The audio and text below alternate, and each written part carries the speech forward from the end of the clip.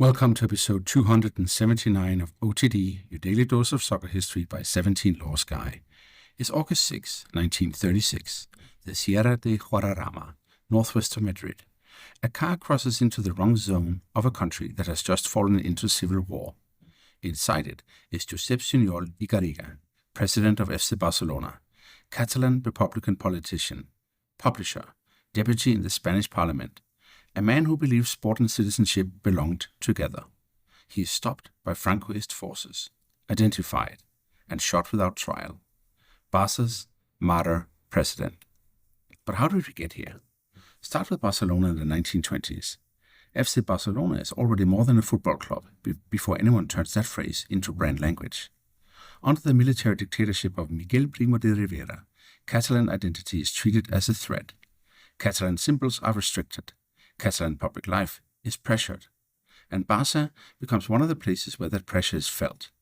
The key moment comes in 1925, Camp de Les Corts, a friendly match against Jupiter. The Spanish anthem is played. The crowd whistles.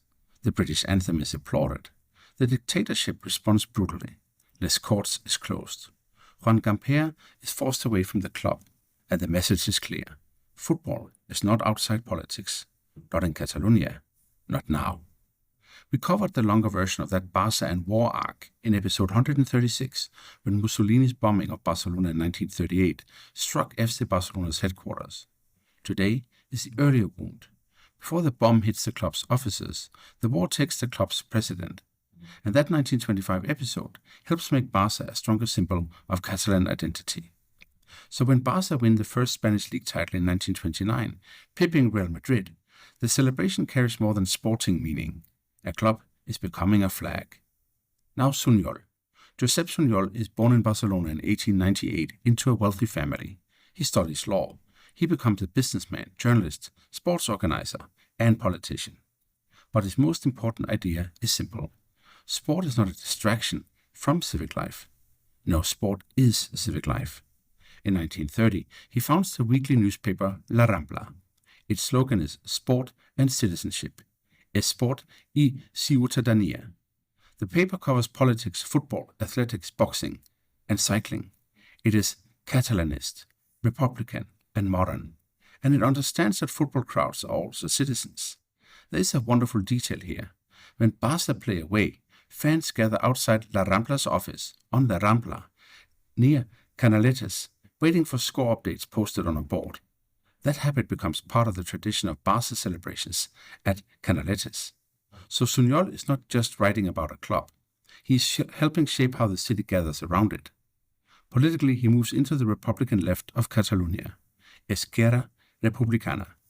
He is elected to the Spanish parliament in 1931, again in 1933, and again in 1936.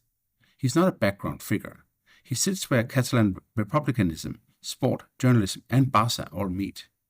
Inside FC Barcelona, he joins the board in the late 1920s. In 1935, he becomes president. The club is in financial and social difficulty. Sunyol helps stabilize it. The team wins the Catalan championship, and in 1936, Barça reach the Copa final against Real Madrid. Of course, Madrid win 2-1. Ricardo Zamora, the legendary former Barça goalkeeper, plays a decisive match for Madrid. For Sunyol, that is his only major final as president, a symbolic defeat before history turns much darker. July 1936, the Spanish Civil War begins. Republicans and nationalists are fighting for the state itself. Barcelona is Republican. Madrid is under siege pressure. The Sierra de Guadarrama becomes one of the early frontline zones. Sunyol is in Madrid. Reports suggest Republican forces are doing better than they really are near the Guadarrama front. So he decides to go see the front with his own eyes. And this is where the tragedy becomes almost unbearable. He's not traveling as a soldier. He's traveling as a politician, a journalist, a club president, a citizen of the Republic. With him are the journalist Per Ventura y Vigili, a Republican lieutenant, and a driver. They travel in a black Ford. Some accounts say it carries a Catalan pennant. They head toward the mountains.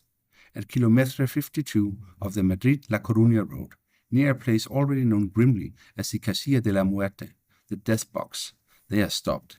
They have crossed into nationalist-controlled territory without realizing it. Sunyol reportedly greets the men as if they are Republicans. That mistake becomes fatal. They are searched. Documents are found. Sunyol tries to assert his status as a deputy. Ventura says he is a journalist. The officers answers that those who kill with a rifle die by rifle, and those who kill with a pen die by a rifle too. A firing squad is formed. Before the shots, Sunyol and Ventura still have time to cry out, "Long live the Republic! Long live free Catalonia!" And then they are killed. August 6, 1936. Josep Sunyol is 38 years old. But so what? Sunyol's death is one of the clearest examples of why Barca's political meaning is not invented afterwards. This is not a club later pretending it had history. The president of FC Barcelona is executed by Francoist forces in the first weeks of the Civil War because of who he is. Catalanist, Republican, public, visible, a man of sport and politics. That doesn't mean every Barca supporter had the same politics. It doesn't mean the club was one simple political bloc. Football never works that neatly. But it does mean that in 1936, Barca is already part of the political landscape of Catalonia and Spain, and Sunyol embodies that. His death begins a long silence. News of the execution does not immediately reach Barcelona clearly. For days there are uncertainty, rumors, false reports, the idea that he may have fled, or been captured, or disappeared. La Rambla eventually publishes news of his death, but under Franco, memory becomes dangerous. The club enters one of the hardest periods in its history. Sunyol has been killed. Players and staff will soon scatter. In 1937, Barca will tour Mexico and the United States to raise money, almost as an ambassador of Republican Spain. Some players will not return.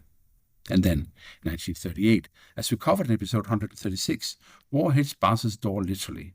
During Mussolini's terror bombing of Barcelona, one bomb strikes the club headquarters, destroying offices, trophies, and documents. So Sunyol's murder is not an isolated Barca tragedy. It is the first blow in a sequence. President killed, club financially endangered, team dispersed, headquarters bombed, and then dictatorship. Catalan public identity is suppressed. The club's name and symbols are reshaped into a more Spanish form.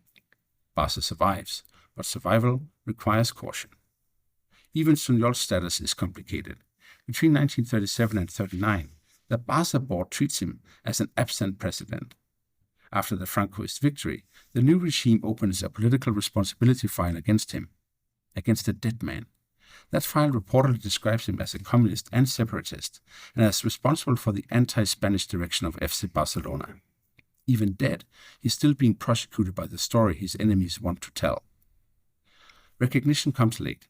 For decades, Sunyol is not central to Barca's public memory in the way Joan Gamper is. The silence is partly political, partly institutional, partly the result of dictatorship teaching people what not to say. Only after democracy returns does his figure begin to come back properly. In the 1990s, a street is dedicated to him. A monolith is placed near where he was killed in the Guadarrama Hills. A plaque appears on La Rambla. In 2011, Barca honors him at the Camp Nou. In 2015, the club proclaims Sunyol Year to recover and restore his dignity. The presidential box receives his name. His story moves from silence to memory. And Sunyol gives us a better way to understand the more than a club quote. Sometimes that phrase becomes too easy, too commercial, or too polished. Sunyol's life makes it harder and better. For him, sport and citizenship were not marketing words. They were a program. He believed sport could educate citizens, build dignity, create public life, mobilize people, make a country visible. And that is beautiful. But it is also dangerous in a violent age, because if sport can carry identity, then power will try to control it. If a club can become a flag, then enemies of that flag will notice. Sunyol understood the promise. His murder shows the cost. Finally, football's civil war memory is broader than Barca. Republican Spain had sporting projects, worker sports, popular Olympiads, footballers and officials pulled into militias, clubs trying to function in a country breaking apart. Real Madrid also had officials and presidents marked by war and repression. This was not sport beside history. This was sport inside history. Sunyol is the Barca name that makes that impossible to miss. And before we go, 3 things to take away from August 6, 1936. First, Josep Sunyol was not only FC Barcelona's president, he was the Catalan Republican deputy, journalist, publisher of La Rambla, and advocate of sport and citizenship. Second, his assassination shows that Barca's political meaning was already real before Franco. The club's identity had been forged through repression, Catalanism, Les Corts, Gamper, and the civic life around the team. And third, his death was the beginning of Barca's civil war catastrophe, not the whole of it. President killed, team scattered, headquarters bombed, symbols suppressed, and only decades later did the club recover their memory fully. On this day in 1936, Josep Sunyol was stopped in Sierra de Guadarrama. He was identified, and he was executed without trial. And FC Barcelona lost the president, who believed football could be a way of building citizenship. That's all for episode 279 of OTD, your daily dose of soccer history by 17 Laws Guy. If you like this story, I ask you please to help OTD get pushed in front of new people. Hit the subscribe button, rate the show 5 stars, and share it with your friends, please. Thank you very much.